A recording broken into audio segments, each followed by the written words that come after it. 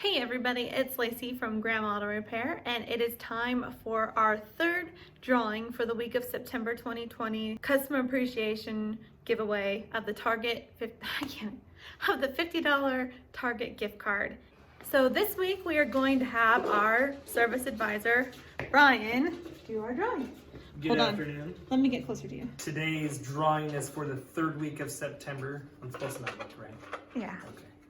Just want to make sure. I kind of want to look. It's like one of those things where you're like taking a test and you just want to peek. All right. I'm separating.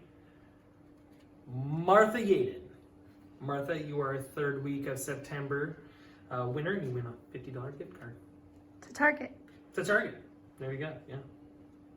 Thank you, Martha, for sharing a post about us on Facebook, and I will be reaching out to you today to let you know that you won.